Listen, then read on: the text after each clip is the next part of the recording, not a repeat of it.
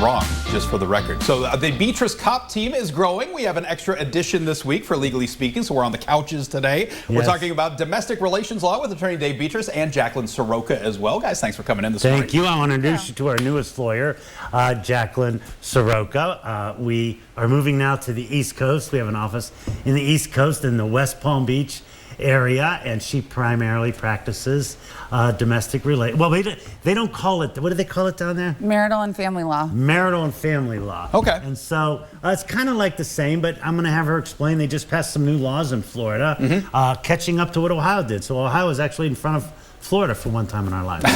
Well, when we talk about family law, I think a lot of people probably think about divorces or custody battles or something. What all is covered under the umbrella, though?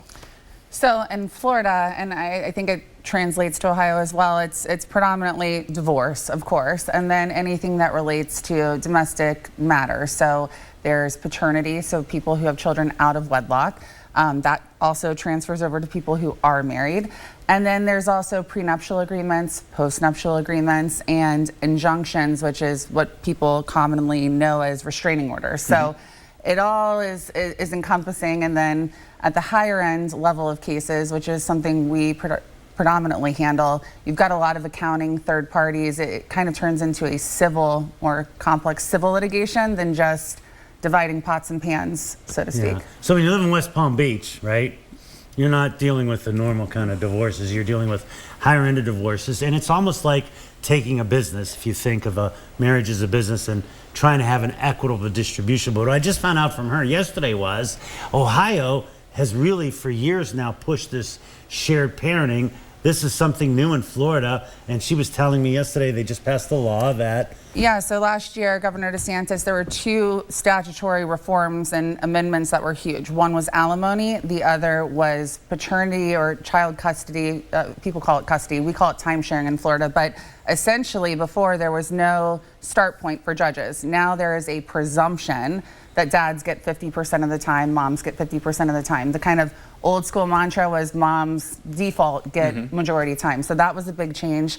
And then secondarily, the new alimony statute ended permanent alimony, which is huge for... We don't have that in Ohio.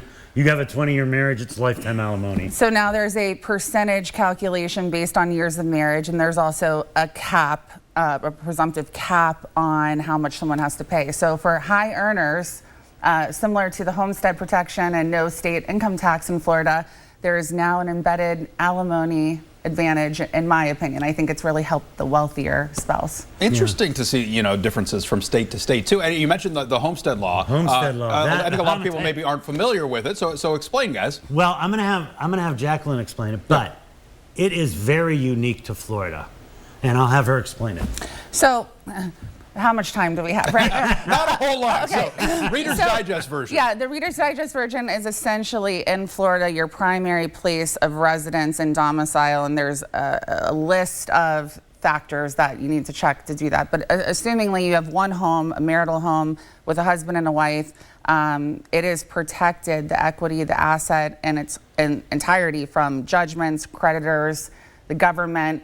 And so if you think of, I always think of O.J. Simpson, right? After his conviction, or not conviction, some civil convictions, he moves to Florida and has a multi-million-dollar home, and he can live out the rest of his days, whether he has bankruptcy, creditors, liens, judgments, because that home is protected. So once you have that, that's yours then. Yeah, it's very unique to Florida. You have a home, no creditor can get to it except in a divorce. So yes. what's interesting is in divorce, if folks have a home and that's their primary asset, it's indivisible, right? You can't buy the other person out of their interest. And so you can do what's called a legal petition, which is a civil count in a divorce case, and the court will force the sale. And so what's interesting is kind of a backdoor in divorce. You can force the sale of a homestead property that creditors, judges, no one else can get to, even the IRS. So interesting. Yeah. And here's another interesting thing, Steve, for the people out there. We have an office now, and it's 7 miles from Mar-a-Lago. Mar-a-Lago. So I can't wait to go down and see our new office down there. And now that's the great thing. Florida has no income tax, your homestead protection, but try to get insurance on your house, that's a difficult task. Well, we can talk about that on a different segment. How about that? How So, about guys, thanks that? for coming in. We appreciate Thanks. it. Nice meeting you. Nice to meet you, too. And welcome aboard. Thank you. And of course, I brought the goodies. Oh, yes. You got to show. Oh, look at. The beauty.